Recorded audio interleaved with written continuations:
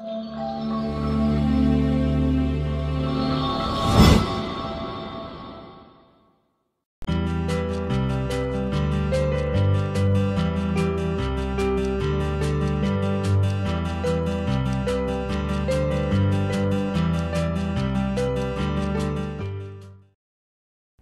akan melanjutkan seri khotbah saya soal hal kerajaan surga. Sempat tergelitik saya bertanya sama Tuhan, pas gak sih Tuhan ngomong ini di momen Natal begitu?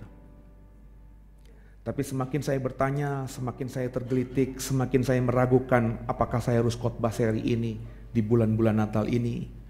Semakin yakin saya bahwa Tuhan memang suruh saya ngomong ini kepada saudara.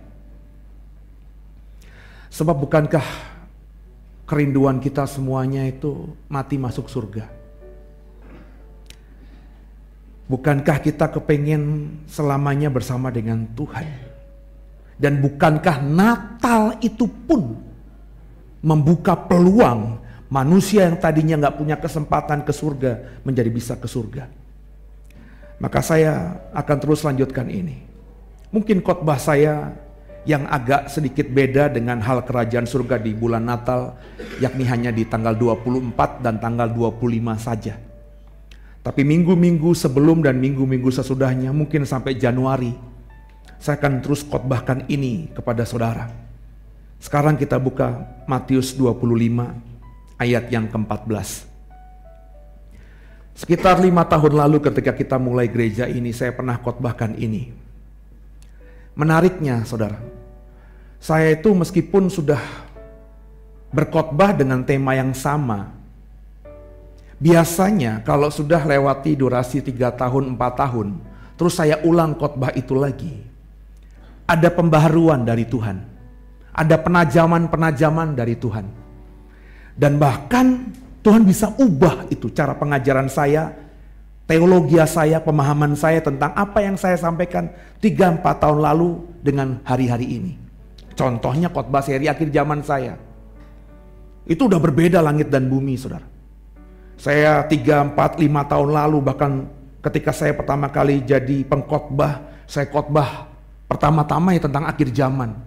Pandangan saya soal rapture, pandangan saya soal kerajaan 1000 tahun, pandangan saya soal sorga, pandangan saya soal neraka, pandangan saya tentang keselamatan orang-orang yang bisa ke surga, itu sudah berubah, nyaris, kalau nggak bisa dibilang 100%, nyaris hampir 75% perbedaannya.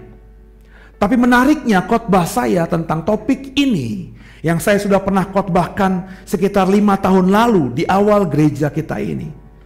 Ketika saya dalami lagi hari-hari kemarin, semakin saya menggalinya, semakin ada berusaha effort gitu ya. Tuhan, masa khotbah ini 5 tahun lalu sekarang gue khotbahin sama aja sih? Kok gak dikasih rema baru gitu? Kok gak dikasih hikmat baru gitu sama Tuhan? Kok beda ya dengan topik-topik khotbah lain yang gue gali dan gue ulangi lagi? Semakin saya berusaha mencari tahu perbedaannya, Semakin saya berusaha berdoa mengandalkan Tuhan, ayo dong Tuhan bukain yang baru tentang apa yang saya mau katakan di minggu ini. Semakin Tuhan bilang, yang lo udah khotbahkan 5 tahun lalu itulah yang benar.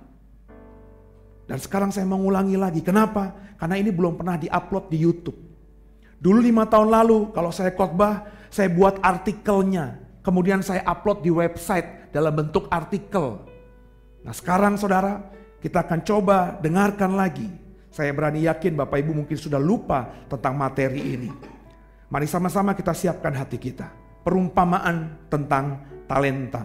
Ayat 14 bersama saya. 3, 1, ya. Sebab hal kerajaan surga sama seperti seorang yang mau berpergian ke luar negeri, yang memanggil hamba-hambanya dan mempercayakan hartanya kepada mereka. Yang seorang diberikannya 5 talenta, yang seorang lagi 2, dan yang seorang lagi 1. Masing-masing menurut kesanggupannya, lalu ia berangkat. Kekasih Tuhan, tema besarnya adalah hal kerajaan sorga. Kalau saya upload, saya bikin status di Facebook saya, orang Kristen tuh mimpinya semuanya mati masuk surga. Orang Kristen tuh dalam hidupnya berusaha menata dirinya supaya nanti kalau dipanggil Tuhan, dia dapat bagian dalam kerajaan surga. Semua gereja, semua teolog, semua orang Kristen punya imajinasi masing-masing tentang gereja. Tapi masalahnya, maafkan saya, kekurang telitian orang Kristen, maafkan saya, kebodohan orang Kristen menurut saya. Kalau dirinya pengen ke surga, dirinya pengen masuk ke surga, tapi nggak pernah menggali pengajaran Yesus soal surga. Sehingga akhirnya apa? Akhirnya bagi saya agak bias begitu. Tujuannya surga, tapi nggak mendalami tentang hal kerajaan surga yang Yesus Tuhan kita ajarkan. Sehingga akhirnya jalan kita sedikit melenceng ke kiri, melenceng ke kanan. Kalau ini terus kita lakukan, kita kerjakan di sepanjang sisa hidup kita, maka goalnya surga semakin jauh dari apa yang kita harapkan, saudara. Nah, dikatakan di sini hal kerajaan surga sama seperti seorang yang mau berpergian ke luar negeri. Jadi bicara mengenai surga, Yesus pakai bahasa perumpamaan. Hal kerajaan surga itu, kata Tuhan, seperti orang yang mau berpergian ke luar negeri. Kenapa begini, saudara? Karena Yesus itu mau ceritakan surga. Satu-satunya oknum di dunia ini yang pernah ada di dunia ini yang dari surga cuma Yesus. Nabi boleh hebat, nabi boleh banyak, pendeta hebat, pendeta penuh urapan boleh banyak, tapi semuanya dari dunia. Benih mereka benih dari dunia. Hanya Yesus yang dari surga. Maka untuk bisa menjelaskan surga bukan dari nabi, bukan dari rasul, bukan dari pendeta mestinya, ya dari yang datangnya dari surga itu. Nah, karena dia datang dari surga, dia mengerti bahasa surga. Problemnya ketika dia berinkarnasi menjadi manusia, dia tidak bisa menggunakan bahasa surga itu untuk menceritakan surga kepada manusia yang tidak mengerti bahasa surga. Maka dipakailah bahasa perumpamaan. Bapak Ibu biji mata Tuhan. Yesus berkata, hal kerajaan surga sama seperti seorang yang mau berpergian ke luar negeri. Berpergian ke luar negeri. Konteksnya, konteks 2000 tahun yang lalu. Orang 2019 saja bisa keluar negeri, itu pasti punya uang. Tidak mungkin orang yang hidupnya biasa-biasa saja, atau berkekurangan, atau tidak punya tujuan untuk keluar negeri, dia bisa keluar negeri dengan santai. Beli tiketnya saja mahal, akomodasi hotelnya saja cukup karena hitungannya dolar. Belum lagi saudara kehidupan di sana juga mahal. Maka yang keluar negeri, bahkan even ke Timor Leste sekalipun, bahkan even ke Malaysia sekalipun, atau ke negeri yang dekat dengan kita seperti Singapura sekalipun, itu butuh uang. Terlebih konteks zaman dulu. Orang zaman dulu kalau keluar negeri, saudara, itu berarti orang kaya. Dan konteks orang kaya dulu 2000 tahun yang lalu dengan orang konteks orang kaya sekarang 2019 beda. Beda. Orang kaya sekarang itu bisa menyembunyikan kekayaannya hanya dalam bentuk kartu, saudara. Orang kaya sekarang itu nggak bisa kelihatan hanya dari sekedar rumahnya, mobilnya. Karena semuanya bisa disembunyikan di brankas, di bank, di mana dia simpen surat-surat berharganya, di mana dia simpen semua emas batangan peraknya, saudara. Tapi tidak dengan zaman dulu. Orang zaman dulu tuh kaya, saudara, kayanya kelihatan dari apa? Kelihatan dari barang-barang yang dia punya di rumah. Zaman dulu belum ada bank, dia nggak bisa nyimpen uangnya di bank. Zaman dulu nggak ada orang brankas, jadi dia nggak bisa menitipkan uangnya kepada institusi keuangan, nggak bisa. Maka kalau dia kaya, maka dibentukkanlah barang-barang. Nggak mungkin dia cuma nyimpen uang, saudara. Pasti dibentukkan barang, dan barangnya itu apa? Kambing, domba, kuda, budak, batangan emas, batangan perak, dan tentu semua perhiasan-perhiasan. Jadi semuanya kelihatan kasat mata oleh siapa? Oleh tetangga kiri, tetangga kanan, oleh kita yang lewat depan rumahnya. Zaman dulu kita bisa langsung lihat, ini orang yang biasa saja ekonominya. Oh, ini orang yang kaya. Oh, ini orang yang sangat kaya. Karena semuanya telanjang. Jadi kalau ada orang keluar negeri, kita sepakat itu orang kaya, maka orang yang keluar negeri di zaman dulu tentu logikanya akan tinggalkan semua kekayaannya di rumahnya. Kenapa begitu? Karena nggak mungkin kalau dia sangat kaya atau dia kaya raya, dia punya 1000 kambing domba, dia punya 100 unta, dia punya 30-an budak, ketika dia keluar negeri, dia boyong semuanya. Kenapa? Semakin lamalah perjalanan dia keluar negeri. Bapak Ibu ingat, ini Israel, negara sampingnya itu Yordania. Ini Israel, negara sampingnya itu Palestina. Ini Israel, negara sampingnya itu Amon zaman dulu. Saudara, mereka bertetangga. Tapi meskipun tetangga dekat antara Israel dengan Yordania, antara Israel dengan Palestina, lewati padang gurun. Padang gurun itu negeri tak bertuan, Bapak Ibu. Gak bisa kita bayangkan dalam konteks Indonesia. Padang gurun itu jelas bukan Indonesia.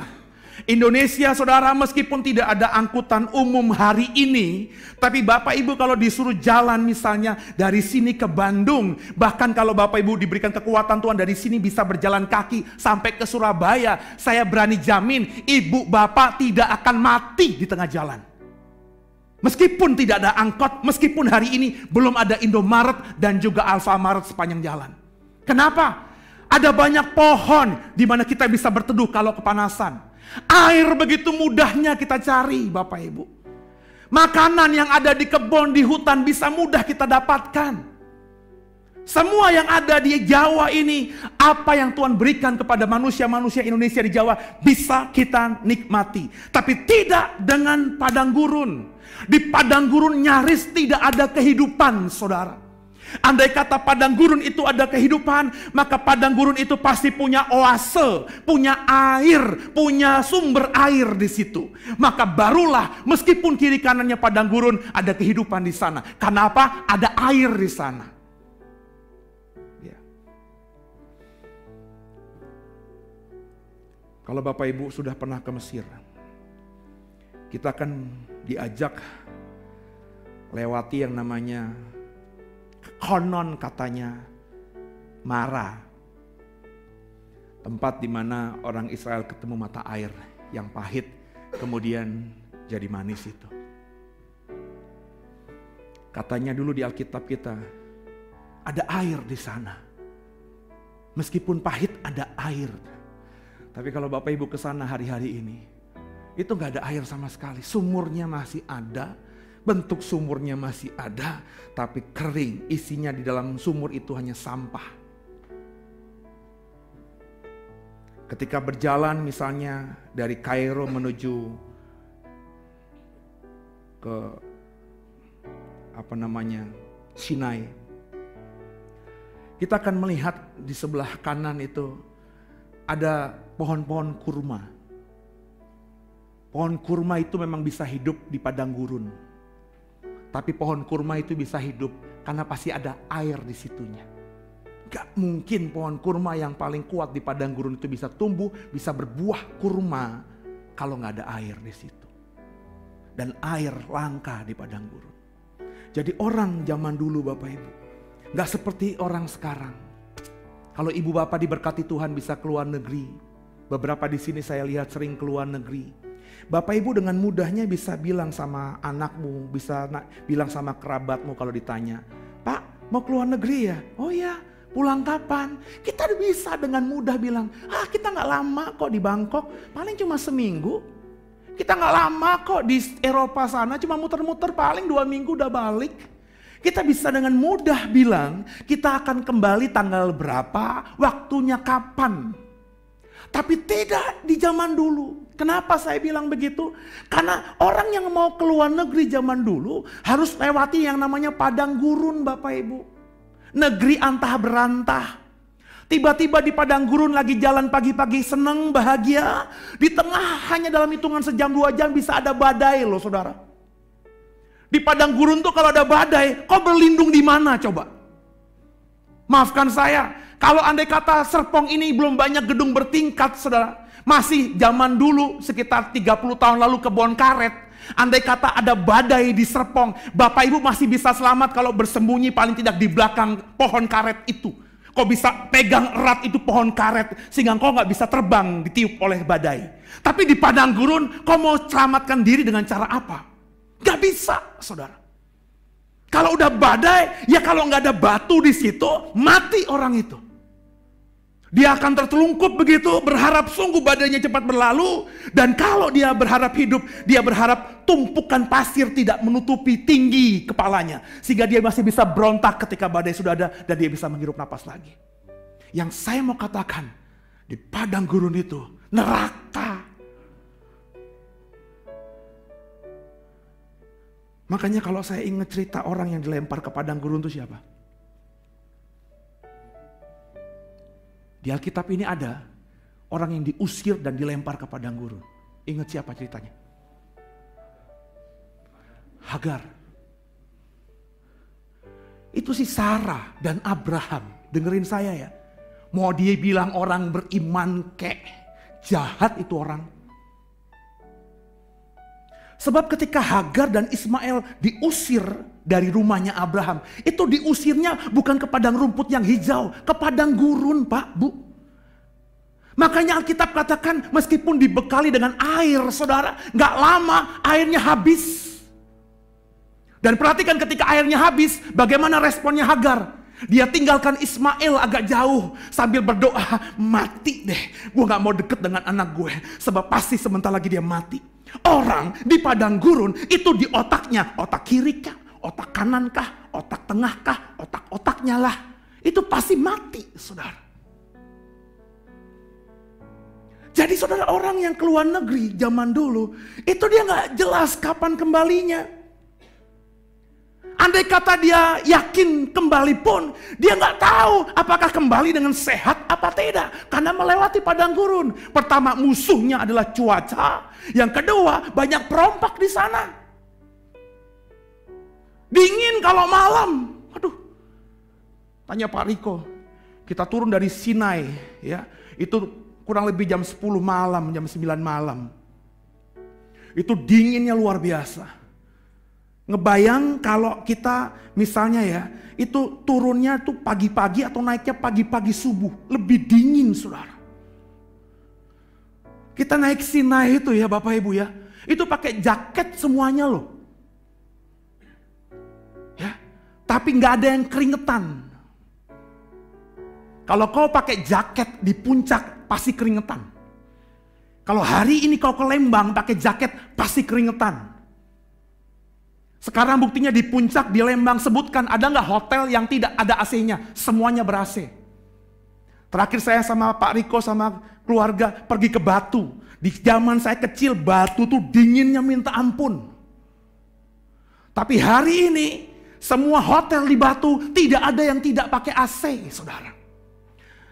Zaman dulu, kalau Bapak Ibu ingat seusia saya kita ke puncak, kita tuh kayak orang norak, bener gak sih? Kalau lo zaman dulu, zaman ingat SMP, SMA kita ke puncak ngapain? Jangan bilang saya mah ke puncak cuma lihat pemandangan. Kagak, lo norak semuanya kayak gue norak. Kenapa? Gitu kan lo? Jangan bilang sama gue enggak lah. Di Jakarta lo ada juga orang pingsan karena bau lo. Tapi di puncak kita ada uap gitu, ada embun. Sampai-sampai kita bercanda-bercandanya. Sekarang saudara, lo bawa anak lo ke puncak. Kagak ada saudara. Yang saya mau katakan malam-malam di padang gurun itu dinginnya luar biasa.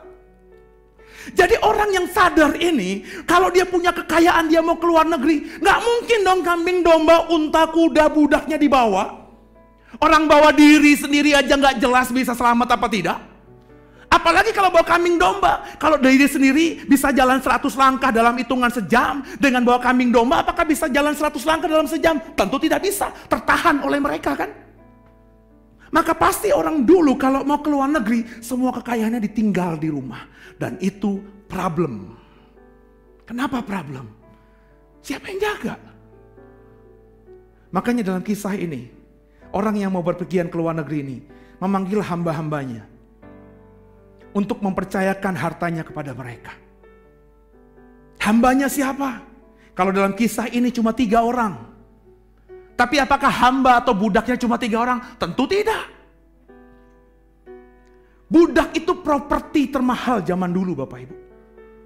Orang kaya itu ditunjukkan bukan cuma berapa banyak kambing dombanya. Dengarkan saya, orang miskin pun punya kambing domba.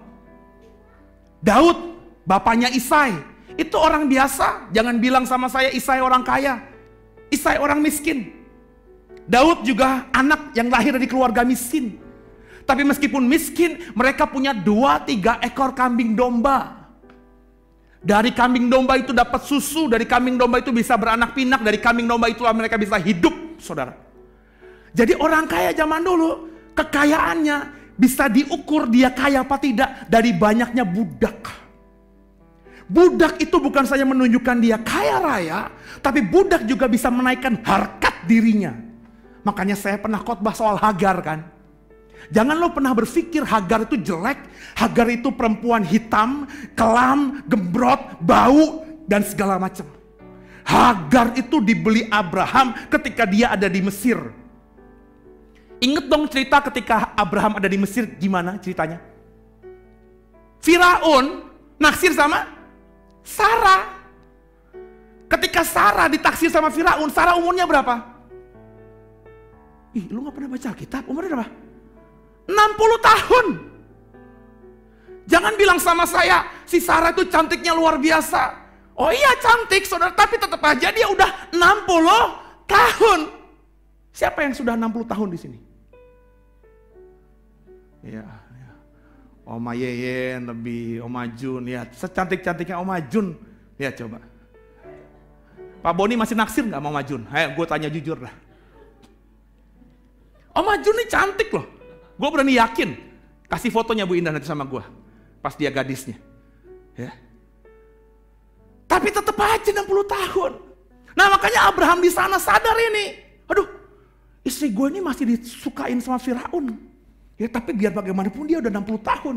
Gimana caranya supaya nanti kalau kembali ke kampung gue, si Sarah ini tetap kelihatan cantik dan dihormati. Dia belilah ke pasar budak. Budak perempuan, namanya siapa? Hagar. Supaya apa? Supaya ketika Hagar diserahkan sama Sarah, Hagar ini bisa naikkan pride-nya si Sarah. Saya mau bilang ya, 2020 tuh Hagar tuh apa? Louis Vuitton-mu Bu. Hermes-mu Bu. Nangkep gak? Perempuan jelek, sorry ya, kalau tangannya Hermes asli loh. Bukan yang KW 9 lagi. Yang Hermes asli.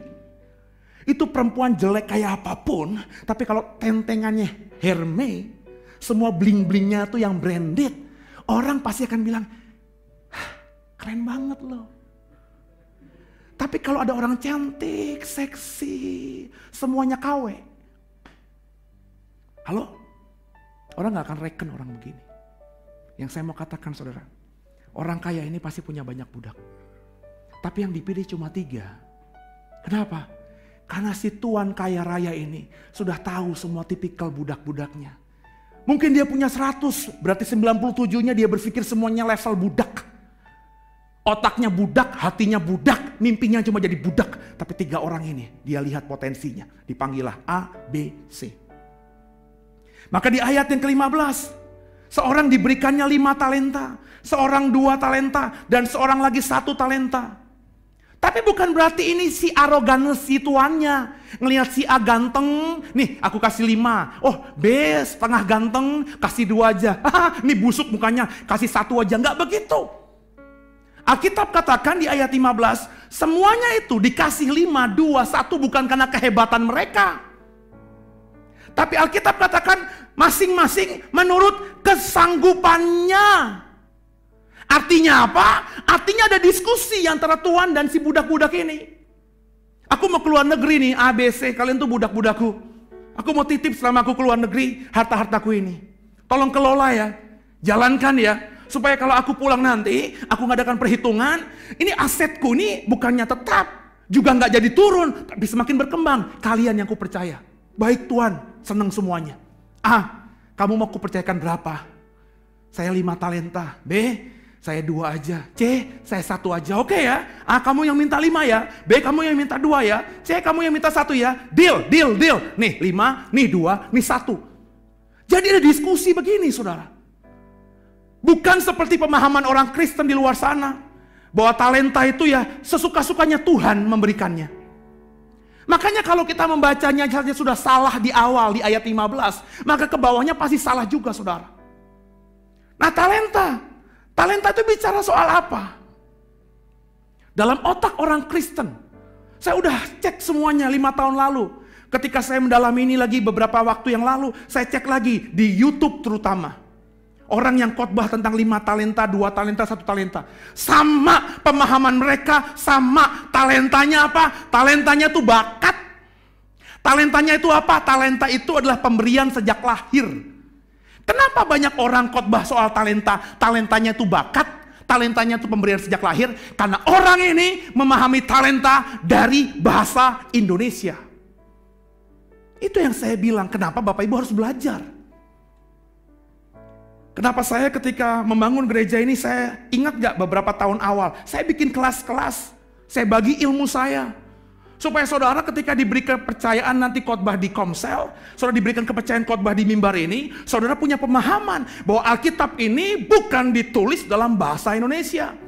Meskipun lembaga Alkitab Indonesia menerjemahkannya dengan talenta, tapi talentanya jangan dipahami talenta orang-orang yang berbahasa Indonesia. Kalau ukurannya kamus besar bahasa Indonesia, talenta yaitu bakat, pemberian dari lahir. Jadi makanya orang Indonesia yang berkomunikasi tentang talenta akan nanya begini, Dimas, talenta lo apa? Saya pernah ngomong begitu sama dia kurang lebih. Saya memang di musik, Pak. Kenapa? Dia sukanya musik, bakatnya di musik. Coba saya tanya sama Pak Wijaya, Pak Wijaya talenta lo apa? Gak mungkin dia bilang musik, nyanyi aja fales. Benar gak, Pak? Orang Indonesia ngomongin talenta, ngomongin bakat. Tapi pertanyaan saya, apakah talenta yang diomongin Yesus dalam perumpamaan tentang kerajaan surga ini ngomongin bakat? Itu makanya saudara, ada ibu bilang sama anaknya begini, "Nak, talentamu tuh nyanyi. Maka kembalikan dong suaramu yang sejak dapat lahir tuh bagus. Kamu ingat gak, Nak? Mama pernah YouTubein kamu tuh waktu kamu masih baby. Kamu nangis ketika usia seminggu aja. Tangisan kamu tuh ada vibranya, tahu nggak? Itu tapi tetangga kalau lihat kamu nangis kumpul semuanya. Kamu bisa nangis suara 1, Nak. Tapi bayi semuanya bisa. Kamu bisa suara 2 juga, Nak. Kalau kamu gak kembalikan suaramu itu untuk Tuhan, kamu nanti mati masuk neraka loh. Aduh, saya bilang, ini udah ngutukin anaknya masuk neraka, salah kaprah juga. Ngomongnya pakai ayat ini, ntar dulu dong. Apa talenta itu ngomongin bakat? Nanti dulu, saudara. Yuk sama-sama kita belajar, apa itu talenta. Nah, untuk lebih mudahnya talenta itu ada di kamus. Kamus Alkitab itu dalam bentuk buku. Kata talenta itu kata Yunaninya talanton. Senggol kiri kanan, talanton. Jadi kalau ketemu kata talenta di perjanjian baru, bahasa Yunaninya itu talanton. Talanton itu apa? Coba lihat di kamus. Tolong Pak Riko, ada mic gak? Kasih Pak Riko. Alkitab lo terbitan mana? LAI apa Lembaga Mujahidin Indonesia? Kalau Lembaga Mujahidin Indonesia nggak ada. Kalau Alkitab lo terjemahan dari LAI, ya, tolong baca Pak.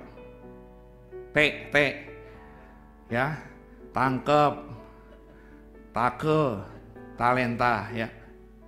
Talenta adalah ukuran timbangan sebesar 3.000.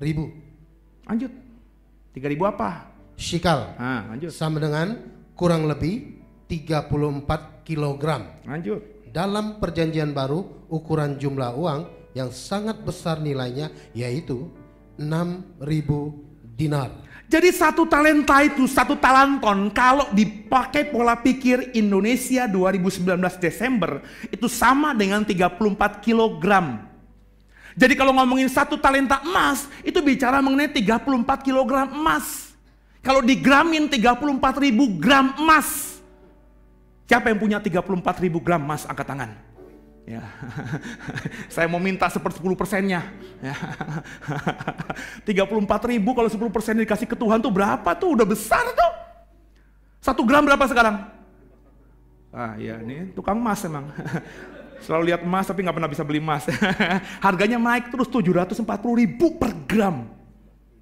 Itu bukan cuma 34.000 gram equalnya, tapi Alkitab tadi katakan, di kamus tadi katakan 1 talenta kurang lebih 6.000 dinar. Lu pernah dengar gak cerita di ini di Alkitab? Yesus kasih perumpamaan, ada orang kaya punya kebun anggur, kebun anggurnya lagi berbuah. Maka pagi-pagi buta, dia ketemu orang-orang, sini kamu kerja. Baik Tuhan, ngapain Tuhan? Kebun anggurku berbuah, kamu ya tolong kerja di kebun anggurku. Singkat cerita, pagi-pagi itu ada beberapa orang kerja di kebun anggurnya. Jam 9 pagi, orang ini keluar lagi. Ngelihat ada orang-orang di pinggir jalan, kamu ngapain? Lagi gak ada kerjaan? Udah deh, kerja sama aku di kebun anggur. Jam 12 siang, orang ini makan siang, nyari warteg atau nyari tempat padang gitulah ya. Ketemu di pinggir jalan lagi, lu ngapain baru siang-siang udah nongkrong-nongkrong gini bukannya kerja? Udah gak ada kerjaan lagi, udah daripada lu nganggur, lu kerja di kebun anggurku. Singkat cerita, habis makan dia pulang ke rumah, terus jam 4 dia lagi, bosen. Dia mau keluar rumah jam 5, dia keluar rumah, baru keluar rumah, dia udah lihat orang-orang juga masih banyak duduk di situ. Kalian ngapain? Hari belum berganti, tinggal sebentar lagi memang, tapi ngapain kalian duduk bukannya kerja? Semua kerjaan sudah kami kerjakan Tuhan. Mau kerja nggak? Masa sih ada yang ngerjain kami cuma 1 jam? Bapak Ibu ingat ya, dalam budaya Alkitab, hari berganti itu jam 6 sore. Jadi kalau sudah jam 5 sore, 1 jam lagi itu udah hari yang baru, saudara. Maka teorinya pekerjaannya sudah nggak ada. Mana ada Tuhan, ada orang mau memperkerjakan kami cuma 1 jam. Enggak, aku mau kerjain kalian. Tuh masuk ke kebun anggurku, 1 jam bermakna, aku banyak panen anggur. Baik Tuhan, singkat cerita jam 6, dikumpulin semua budak-budaknya tadi. Yang jam 5, kamu udah kerja tadi, udah Tuhan, berapa lama kau kerja? 1 jam Tuhan, nih upahmu, 1 dinar. Ketika dapat 1 dinar, itu yang kerja jam 12, saudara. Mikir, gila, cuma kerja 1 jam, dapat 1 dinar. Terus dia berpikir, pasti gue lebih banyak nih. Tapi dipanggil, kamu kerja dari jam berapa? Jam 12 siang Tuhan, nih 1 dinar. Terus yang jam 9 pagi, 1 dinar juga. Yang pagi-pagi buta mikir, kalau yang kerja cuma 1 jam, kerja dari jam 12 siang, kerja dari jam 9 pagi, semuanya dapat 1 dinar. Aku nih kerja dari pagi buta, paling awal, masa sih cuma 1 dinar doang? Dinaikin lah paling gak 2 dinar. Tapi ketika dipanggil mereka cuma dapat 1 dinar. Apa artinya? Kalau baca mereka marah-marah. Tuhan gak fair. Tuhannya bilang, loh kita kan sudah sepakat. Memang ukuran zaman itu kerja sehari 1 dinar. Jadi 1 dinar tuh upah orang bekerja sehari. Ketika saya dalami ini saya dapat informasi. UMR Jakarta sekarang 4,3 juta. Kalau satu bulan ada 25 hari, ya, maka kalau dibagi 25, 4,3 juta itu, saya hitung tadi kurang lebih sehari orang kerja dapat upah 175.000. Makanya nggak heran ketika kita renovasi tempat ini, tukang itu kerjaannya sehari, bayarnya segitu kurang lebih, 150-200.000. Kasih Tuhan. Jadi kalau orang bisa punya 6.000 dinar, yang notabene adalah 1 talenta, saya mau tanya nih, berapa lama orang itu harus kerja supaya dapat 6.000 dinar? Halo? Ya ampun, orang kerja sehari 1 dinar. Kalau orang bisa dapat 6.000 dinar, bisa ngumpulin uang sampai 6.000 dinar, berarti berapa lama dia harus kerja? 6.000 hari. Berarti kalau hari ini kau kerja UMR sehari itu 175.000. Berarti untuk bisa dapat 1 talenta, ya kurang lebih lo harus kerja berapa? 6.000 hari juga kan? Tapi nanti dulu dengerin saya. Kalau kau kerja sama saya kasih 175.000. Pertanyaannya, apakah kau dapat 175.000 kau bisa tabung 175.000 utuh? Kan enggak, muka-muka jajan semuanya kan? Baru dapat 175.000, lihat tahu bulat 500, lu udah beli. Benar nggak? Beli 10 tahu bulat 500 udah 5.000 saudara. Berarti yang lo bawa pulang apakah 175.000? Enggak, 170.000. Lo mikir juga makan tahu, mana kuat besok kerja lagi. Ada warteg, lo beli warteg di situ, taruh lo yang paling murah lah 10.000. Berarti kan lo bawa pulang nggak 175.000, tinggal berapa? 160.000. Pas lo pulang lo mikir bini lo, anak lo masih oe butuh susu. Apa lo nggak beliin? Halo? Beras apa nggak lo beliin? Sikat gigi, odol, apa lo nggak beliin? Lo mau perempuan lo cantik tapi nggak pernah sikat gigi?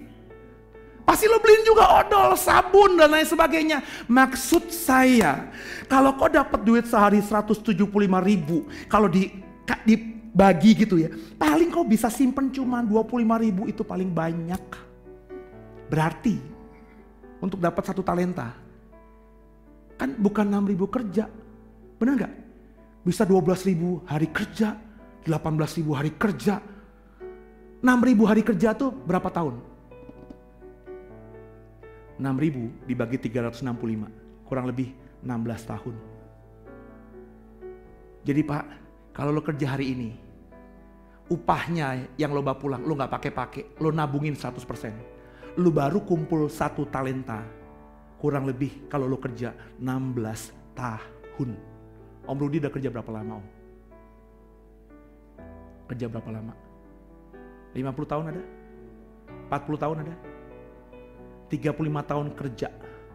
Teorinya Om Rudi 35 tahun kerja, itu sudah dapat 2 talenta. Karena 1 talenta 16 tahun kerja, benar ya Om? Kurang lebih.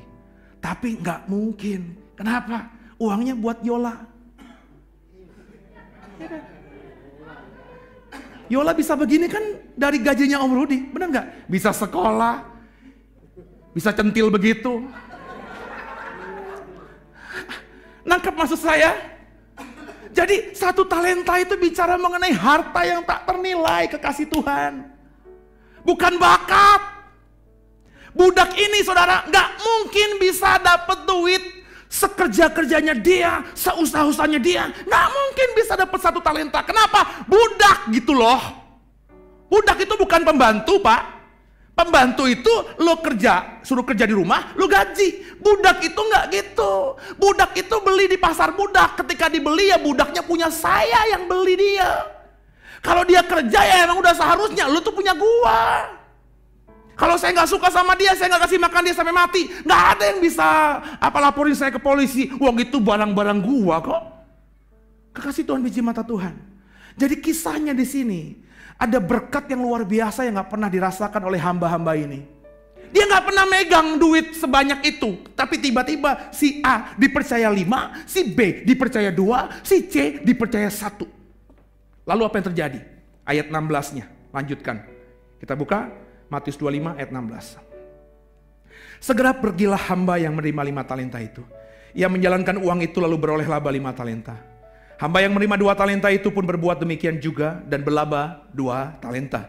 Tapi hamba yang menerima 1 talenta itu pergi, menggali lubang di dalam tanah, lalu menyembunyikan uang tuannya. Lama sesudah itu, perhatikan baik-baik, ada kalimat lama sesudah itu.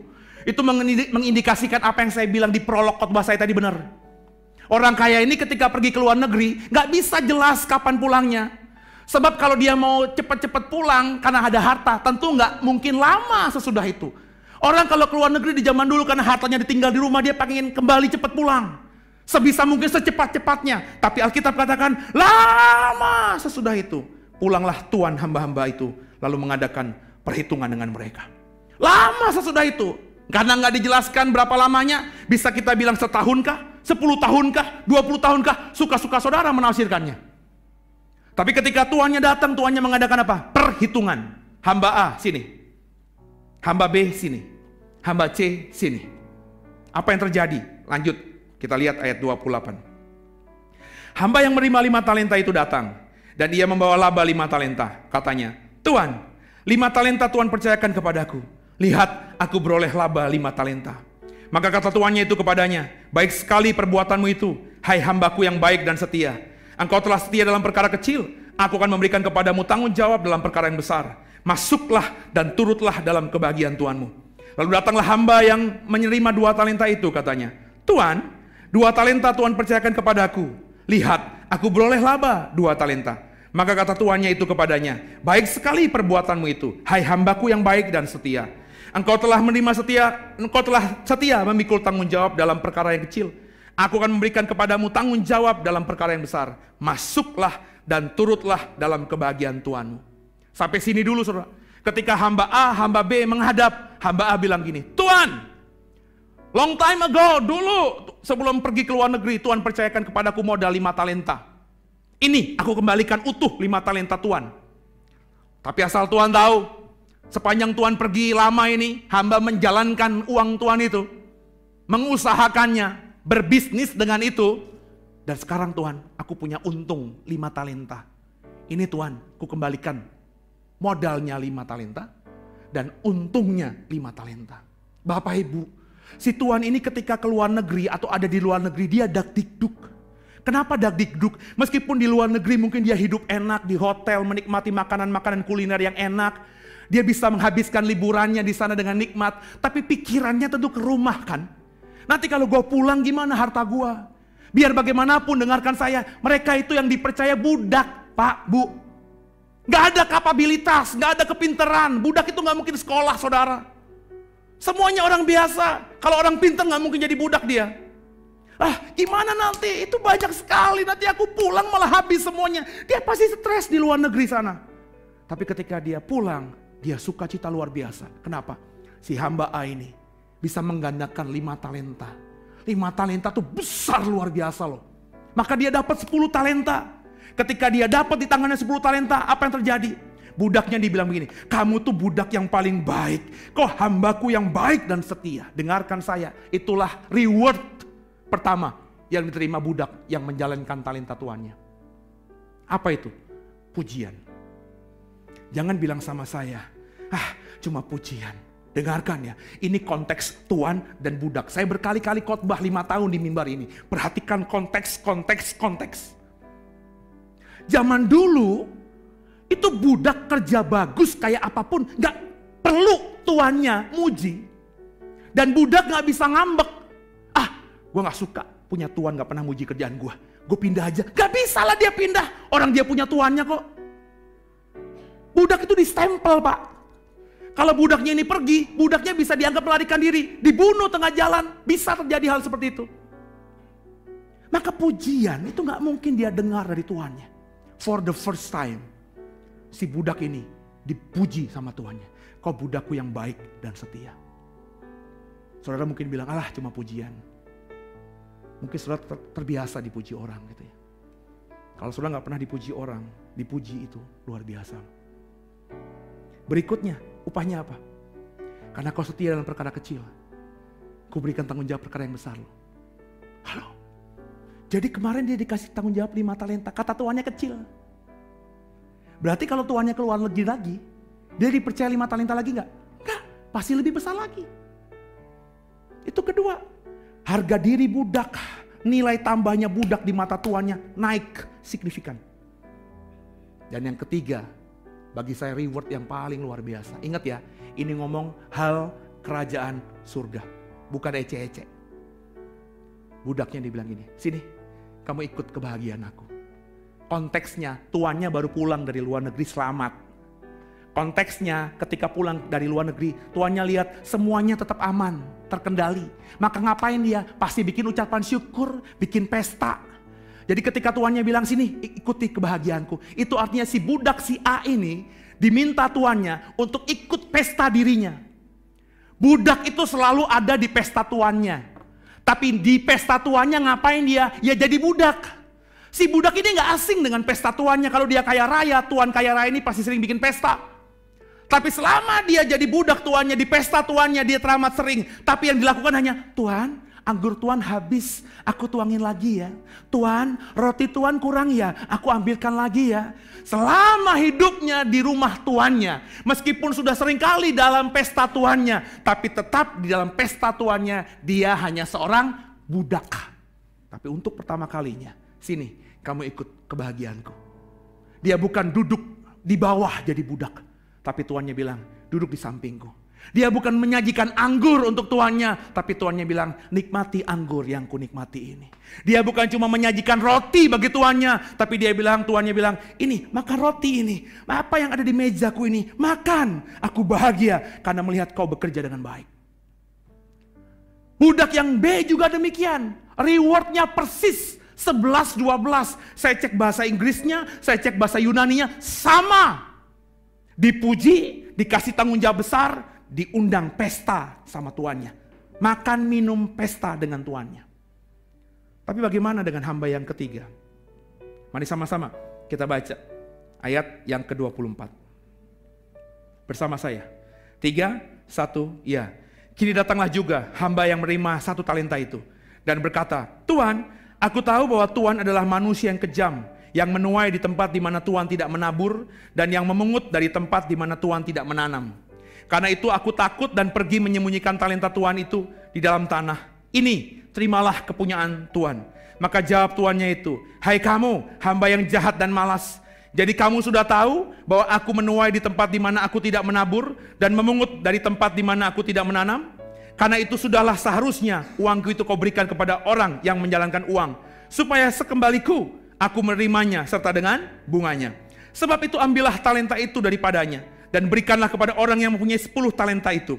Karena setiap orang yang mempunyai, kepadanya akan diberi, sehingga ia berkelimpahan. Tapi siapa yang tidak mempunyai, apapun yang ada padanya akan diambil daripadanya. Dan campakkanlah hamba yang tak berguna itu dalam kegelapan yang paling gelap. Di sanalah akan terdapat ratap dan kertak gigi. Perhatikan baik-baik. Tolong dengerin saya. 5 tahun lalu saya pernah ngomong ini. Sekarang saya ngomong sama saudara. Ini ngomongin hal kerajaan surga. Yang pengen ke surga angkat tangan. Perhatikan, jangan main-main soal ini. Ini ayat perumpamaan yang ngomong Tuhan Yesus langsung. Maafkan saya ya, ada dalam dunia teologi ya, saya sedikit mempercayainya. Meskipun saya mengimani dari Kejadian sampai Wahyu, itu semuanya adalah kebenaran firman Tuhan. Tapi bagi saya ini, perkataan Yesus jauh otoritasnya lebih tinggi daripada perkataan nabi, daripada perkataan rasul, dari perkataan orang-orang yang nulis kitab ini. Sebab Yesus gak bisa dibandingkan dengan semua itu. Meskipun saya menghormati otoritas perkataan Rasul Paulus dalam surat-suratnya, dan saya imani sebagai kebenaran. Tapi kalau kita mau membangun sebuah doktrin, maka bangunlah doktrin itu dari pengajaran Tuhan kita yang utama, baru yang lainnya. Yesus berkata hal kerajaan surga seperti hamba ini loh, yang dapat 1 talenta. Dia yang minta 1 talenta. Dikasih, tapi dia sembunyikan. Dia gali tanah, dia masukin lubang tanah. Kemudian ketika tuannya pulang, jauh setelah itu. Perhatikan baik-baik. Dia berpikir ketika dia kembalikan 1 talentanya, tuannya senang karena dia berpikir tuannya gak rugi. Tuhan, ini 1 talenta yang Tuhan percayakan kepadaku. Aku sembunyikan karena aku tahu siapa Tuhan. Tuhan itu kan menakutkan. Tuhan itu orang yang menabur di tempat Tuhan tidak pernah menuai. Maafkan, Tuhan adalah orang yang menuai di mana tempat Tuhan tidak pernah menabur. Tuhan memungut dari tempat Tuhan tidak pernah sama sekali menabur. Tuhan itu orang yang kejam. Jadi aku ketika dipercaya 1 talenta ini besar sekali, aku takut. Kalau aku jalankan aku rugi. Makanya aku sembunyikan. Nah ketika Tuhan balik, ini aku kembalikan lagi. Aku gak ngambil sepeser pun loh Tuhan. Semuanya aku kembalikan utuh. Dia berpikir dia aman. Nangkap? Apa kata tuannya? Tuannya senang? Tuannya marah. Dasar hambaku jahat. Kalimatnya begitu. Ya. Dikatakan di ayat yang ke-20. Berapa tadi? 26. Hai kamu, hamba yang jahat. Malas pula. Dia bukan dipuji seperti teman yang 2 tadi. Tapi dimaki-maki. Dasar jahat, dasar malas. Tipikal budak emang gak tahu diri. Aku kasih kepercayaan, lu gak jalankan. Mungkin si hamba yang kece ini berpikir begini. Cuma dimaki-maki lah. Hal yang biasa. Namanya budak Pak, lebih sering dimaki daripada dipuji. Budak itu gak mungkin dipuji, kenapa? Ya emang dia kerja harus seperti itu. Tapi kalau dimaki-maki gak sesuai target, tuannya pasti marah-marah. Saudara mungkin berkata begini, alah si C mah biasalah. Kalau gue C juga gak apa-apa lah. Udah sering kok dimarahin. Sering kok dimaki-maki. Udah pakai hikmat dunia aja. Masuk telinga kiri, keluar telinga kanan. Kau mungkin berkata begitu. Yang kedua, apa yang dilakukan oleh tuannya kepada dia? Ambil talentanya, kasih ke orang yang 10 talenta tadi. Karena kau gak kerja, malas, jahat. Akan ku ambil semua yang telah kuberikan. Gak dikasih kepercayaan lagi. Di sepanjang sisa hidupnya budak ini, ketika tuannya keluar negeri, gak akan dipercaya lagi untuk kelola uang tuannya. Maafkan saya, sampai matinya si budak C ini akan terus seperti budak kebanyakan. Saudara mungkin berpikir begini, ya udahlah, emang begitu kok. Dari sononya udah begitu. Beberapa saudara bilang gini, ya saya udah begini dari dulunya, mau gimana dong? Ya udah pasrah aja lah. Problemnya saudara, ada hukuman ketiga dari tuannya. Kalau yang A, yang B diundang pesta, ini kebalikannya, nyaris sangat radikal. Si hamba yang kecil ini dipanggil budak-budak yang lain. Sini kalian. Bawa ini orang, hambaku yang malas, jahat ini. Masukkan ke tempat yang gelap, yang paling gelap. Tempat ratap dan kertak gigi. Kalau ngomongin perjanjian baru, ini ngomongin apa? Neraka. Penghakiman, penghukuman yang tiada habisnya. Maka ternyata budaknya ini bukan lagi bisa hidup sebagai budak, bukan lagi bisa kerja, menikmati sinar matahari. Meskipun dia bukan orang bebas, dia masih bisa lihat sinar matahari. Meskipun dia tidak punya uang, dia masih bisa menikmati dunia karena dia ada di ladang tuannya sehari-hari. Tapi hari itu, dia dimasukkan ke penghukuman yang tiada ampun. Selama-lamanya. Sampai kapan? Sampai dia mati. Inilah hal kerajaan surga itu. Talenta itu apa? Saya ulangi lagi. Talenta bukan bakat. Talenta bukan kelebihan. Talanton dalam bahasa Yunani. Itu harta yang tak ternilai. Dan di Alkitab saya ini, saya udah baca berkali-kali berulang-ulang. Terutama di perjanjian baru, Petrus katakan, keselamatan itulah harta tak ternilai. Lebih dari emas, lebih dari perak. Maka saya menafsirkan, Seno ini menafsirkan talenta itu apa? Talenta itu keselamatan. Talenta itu apa? Talenta itu iman yang Tuhan taruhkan di hati saudara. Jangan bilang sama saya, kau jadi orang Kristen, kau selamat, kau percaya Yesus karena pilihanmu. Meskipun ada respon kita yang diminta, tapi saudara itu dipilih sejak bahkan sebelum kau dibentuk dalam rahim ibumu. Predestinasi. Saya sangat percaya. Jadi kau kesini bukan semata-mata responmu, tapi memang kau sudah dipilih. Jadi perumpamaan ini bicara seperti orang yang ke surga apa tidak loh saudara. Tuhan ini adalah siapa? Yesus. Dalam perumpamaan ini Tuhannya mau keluar negeri. Bukankah Yesus kita setelah memberikan keselamatan kepada kita dengan mati di atas kayu salib, dia keluar negeri ke surga. Dan Yesus juga berjanji akan datang kembali menjemput kita kan? Tapi kapan datangnya? Nggak tahu. Saya pengkhotbah tentang akhir zaman. Tapi saya nggak tahu kapan Tuhan datang. Tapi dia pasti datang. Alkitab saya katakan soal perumpamaan ini. Lama sesudah itu dia datang. Dan ketika Yesusmu datang nanti, dia akan mengadakan perhitungan dengan saudara. Senggol kiri kanan, mengadakan perhitungan dengan lu, bilang gitu. Dia sudah berikan keselamatan buat saudara. Maafkan saya ya, lu tuh gak layak. Aduh, saya ini kalau khotbah gini pengen hajar nih mimbar sebenarnya. Kemarin saya khotbah di gereja GSJA. Ya. Terus ada orang yang kan diupload di YouTube. Pak, kalau khotbah jangan marah-marah. So gimana gue gak marah-marah gitu. Gue sayang sama lo, problemnya itu pak. Seno ini kalau gak sayang sama lo, gue gak mungkin khotbah gini. Ngapain gue khotbah begini coba. Gue lebih seneng khotbah yang lucu-lucuan aja kan. Yang lo kayaknya enak lo kalau denger Pak Seno khotbah lo. Enak, lembut, menenangkan ya. Lucu lagi. Kalau gue gak sayang sama lo, gue khotbah begitu. Dan gue pernah kerjain pak. 15 tahun lalu. Tanya istri saya. Saya kalau khotbah di gereja lama tuh baru jadi PDM. Baru khotbah hari Sabtu, saya khotbah hari Sabtu, full jemaatnya, anak mudanya. Kenapa? Saya khotbahnya nyantai, yang lucu-lucu aja gitu. Ketika dapat hari Minggu, sama. Kau yang udah kenal saya, bukankah orang-orang bilang, kau juga bilang kalau Pak Seno khotbah jemaatnya penuh? Ya khotbah saya kan begitu. Tapi sekarang enggak lah, terutama lu. Kan kita udah bersama-sama 5 tahun ini. Lo berpikir lo hari Minggu ke gereja, lo berpikir udah kasih persepuluhan, lo berpikir udah kasih persembahan, lo berpikir udah doa, lo berpikir udah tertanam di komsel, lo berpikir kalau gereja bikin apa-apa udah ikut andil menabur, terus lo berpikir lo pasti mati masuk surga.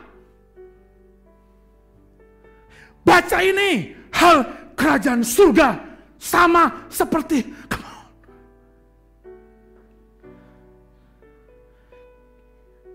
talenta itu keselamatan yang Tuhan taruh di hatimu sekarang ini. Kalau lo ngerti omongan gue begini gitu loh, jangan diam aja. Siapa lo? Gak layak terima keselamatan itu, tahu gak sih? Pada dasarnya semua manusia sudah jatuh dalam dosa. Roma 6:23, upah dosa adalah maut. Semua manusia sudah jatuh dalam dosa. Lu dan gua gak layak. Tapi karena kasihnya, dia milih saudara. Saudara tuh seperti 3 hamba ini loh. Semua manusia di dunia ini punya Tuhan, tapi Tuhan pilih saudara. Apa hebatnya? Gak ada, sama-sama budak di matanya. Tapi dipanggil Phil, Esther, Rico, Wijaya, Franz, Seno. Kita dipilih. Terus diberikan keselamatan. Ditaruh iman, percaya. Diberikan Roh Kudus. Talenta itu ngomongin itu. Nanti Tuhan datang lagi. Tuhan akan mengadakan perhitungan dengan saudara dan saya. Sini Seno. Lu Kristen sejak lahir. Benar, Bapak Ibuku Kristen Tuhan. Tapi aku bertobat sungguh usia 27 tahun Tuhan. Aku tahu itu. Sejak itu, aku percayakan keselamatan padamu kan. Makasih Tuhan. Sekarang mana? Saya sering nyanyi. Ku berjuang sampai akhirnya kau dapati aku tetap setia. Nih Tuhan. Selama 27 tahun. Ketika umur 27 tahun aku bertobat. Sampai usiaku. Karena saya dikasih Tuhan, saya umur sampai 93. Kalau lu kan 53 doang kan. Ya, saya ya, dari usia 27 sampai 93 Tuhan. Nih imanku. Gak goyah. Lo tahu dong bini gue namanya siapa Tuhan? Sylvie. Tahu dong bentuknya kayak gimana. Tapi ketika gue jadi pendeta besar ke Manado, ketemu perempuan cantik. Dia nawarin dirinya, tubuhnya ke aku. Aku bilang, Nehi. Kuci-kuci hotai. Aku tetap setia sama Sylvie. Tuhan tahu dong. Ketika aku dikeluarkan gereja lama. Ada orang kaya mengasihi aku datang. Nawarin apa Tuhan? Aku tahu. Kok ditawarin kerjaan kan? Dengan gaji yang bagus kan? Tuhan tahu kan? Gue terima gak Tuhan? Enggak. Gue tetap setia ngelainin lu. Meskipun gue gak tahu hari itu gue harus gimana. Nih Tuhan, gue kembalikan. Terus gue berpikir gitu. Tuhan seneng dengan itu. Tar dulu. Lihat perumpamaan ini. Kalau saya dari usia 27 sampai akhir cuma bisa jaga iman, jaga keselamatan. Itu gak ubahnya si Seno ini seperti hamba yang dipercaya 1 talenta tadi. Yang cuma ngembaliin iman. Apa susahnya ngembaliin iman kita? Orang Kristen di luar sana banyak. Makanya saya sedih ya, maafkan saya kalau ke rumah duka itu. Bingung saya mau khotbah gimana. Terlebih kalau yang saya kubur itu bukan jemaat saya gak tahu dia. Mau ngomong si om ini sudah berada di rumah Bapak di surga. Gue bingung, bener gak jadi Kristen? Bener dia. Jadi keluarga gak usah sedih ya. Ini udah bersama dengan Tuhan. Bertemu muka. Gue kadang-kadang bingung, gue mesti khotbah apa. Sebab kalau jaga iman sampai akhir, gue nih 44 tahun, udah bisa ngelihat orang Kristen tuh kalau hidupnya lempeng, pasti bisa jaga imannya sampai akhir. Maksudnya apa? Kristen sampai mati. Apa susahnya jaga imanmu jadi Kristen sampai mati, saudara? Tapi ternyata ngomongin hal kerajaan surga, itu gak cukup. Mestinya kalau Tuhan ngadakan perhitungan dengan saya ngomong gini, Tuhan, 27 tahun aku bertobat, 93 tahun aku baru mati. Sepanjang hidupku aku jaga imanku ini, ku persembahkan padamu. Apa yang kau berikan padaku kembalikan utuh. Tapi bukan cuma itu Tuhan. Munarah, Junaidi, Abdul Somad. Saya panggil semua orang itu. Sepanjang matiku Tuhan. Munarah, Junaidi, Abdul Somad, Julaiha, saya sebutin. Mereka semua hasil dari keselamatan yang kau berikan padaku. Aku kerjakan amanat agungmu loh Tuhan. Pergi jadikan semua bangsa muridku. Nih, aku kembalikan utuh. Ini bunganya. Kalau itu saya kerjakan, saya seperti hamba A dan B. Keren Seno. Hambaku yang baik. Akan kuberikan nanti ya tanggung jawab yang besar. Di mana? Di sorga lah. Jadi jangan bilang sama saya di sorga gak ada kehidupan. Ada. Dan itu sifatnya kekal. Dan saya akan diberikan tanggung jawab yang besar di sana nanti. Bukan itu saja. Sini Seno. Duduk. Seperjamuan denganku. Maafkan saya menghormati sungguh tubuh dan darah setiap perjamuan kudus. Tapi ini fana. Cuma duniawi. Maksudnya cuma dikerjakan di dunia ini. Dalam kekekalan harus lebih daripada ini. Apa itu? Seperjamuan dengan Tuhan. Kok bisa nggak di sana nanti seperjamuan dengan Tuhan? Duduk semeja dengan Tuhan, menikmati anggur kekekalan, menikmati roti kekekalan di sana. Maka harus menangkan jiwa. Kalau kau berpikir yang penting ku berjuang sampai akhir Pak. Tapi lo gak peduli sama mertua lo yang gak percaya. Lo gak peduli sama suami lo yang belum percaya. Lo gak peduli sama istrimu, sama tetanggamu. Kau punya temen sosialita. Setiap hari arisan sama dia, kongko sama dia. Sahabatan dari SD sampai sekarang sama dia. Tapi dia belum beriman. Terus lo gak peduli sama keselamatan dia. Saya pernah negur kalau gak dibilang marah sama orang tertentu. Keceplosan dia. Saya punya sahabat sejak SMP Pak, sampai sekarang masih deket. Tapi kita bineka tunggal ika. Saya bilang maksudnya gimana? Ya dia beda iman sama saya. Nah kita kalau ngobrol ya gak pernah ngomongin sama sekali lah soal iman-iman itu. Ngobrol yang lain-lain aja. Dalam hati saya. Ini gak benar. Terus saya ngomong, jadi selama temenan dari SMP sampai sekarang, lu gak pernah ngomongin Yesus lu sama dia? Gak pernah. Lo gak pernah beri kesaksian apapun tentang karya Tuhan atas hidup lo. Ketika nongkrong sama dia, dia mulai diem. Jadi dia sama sekali gak tahu Yesus yang lo sembah itu seperti apa dan keluar dari mulut lo. Dia semakin diem. Terus saya bilang, terus lo nyaman dengan kondisi itu. Dia mulai gak bisa berkata-kata lagi. Terus saya bilang, mimpi lo mati, masuk ke surga. Ada firman di perjanjian lama berkata, kalau tahu orang salah, kau gak tegur dia, maka orang itu tetap akan dihukum ketika mati. Tapi kau juga, karena kau tidak pernah menegur dia, padahal kau tahu kebenaran. Tapi kalau kau punya teman brengsek, kau tegur dia, dia gak mau dengar kau. Dia mati, tetap dihukum. Tapi saudara tidak akan diberikan penghukuman. Karena saudara sudah mengerjakan apa yang menjadi bagianmu. Menegur dia sepanjang kau hidup. Sama dengan keselamatan. Maafkan saya, di mimbar ini, nanti yang YouTube. Sorga bukan ngomongin orang yang berdiri di mimbar ini. Sorga bukan ngomongin orang yang jadi worship leader, singer, pemain musik, guru sekolah minggu, pendoa syafat. Maafkan saya, mahasiswa teologi, STH, MTH, DTH. Saya ngomong mewakili mereka karena saya juga mereka. Penting tuh STH tuh. Penting MTH tuh. Penting DTH, gembala sidang, khotbah di mana-mana. Bagi saya gak penting. Sebab yang ditanya Tuhan bukan itu nantinya. Baca baik-baik.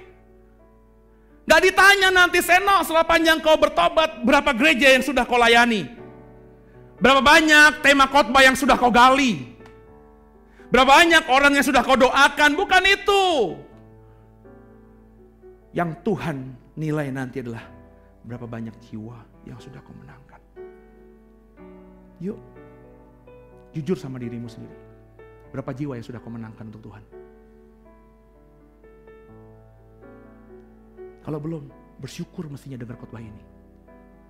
Karena kau masih narik nafas hidup ini. Masih ada kesempatan kita untuk bekerja buat Tuhan. Khotbah sore nanti related dengan khotbah ini.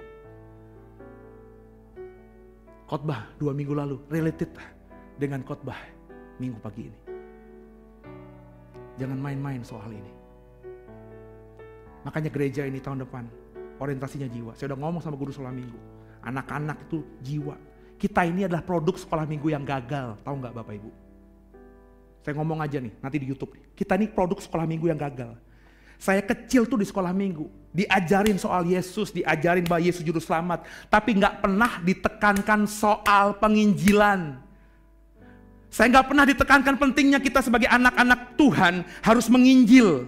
Kita gak ditekankan bahwa amanat agung Tuhan itu perintah terakhir Tuhan untuk pergi jadikan semua bangsa muridku. Sehingga sampai usia 27 tahun, saya gak pernah berpikir dan gak pernah mau mimpi atau berusaha untuk menangin orang. Karena bagi saya gak penting. Di sekolah minggu yang penting dijaga imannya, berdoa, nyembah Tuhan, datang ke gereja, hormat orang tua, takut akan Tuhan. Itu gak salah sih. Tapi akhirnya produknya kayak kita-kita ini nih. Makanya saya bilang sama guru sekolah minggu, gak bisa begitu. Besok minggu depan Sabtu, anak-anakmu akan Natalan sekolah minggu di sini. Mereka janji semuanya sama saya, bikin kurikulum buat 2020.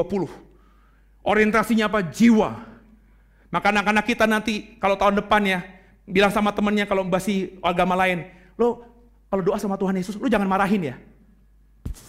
Yol, jangan marahin ya Gaby nanti ya. Kalau gue ajar anak-anak sekolah minggu untuk doain.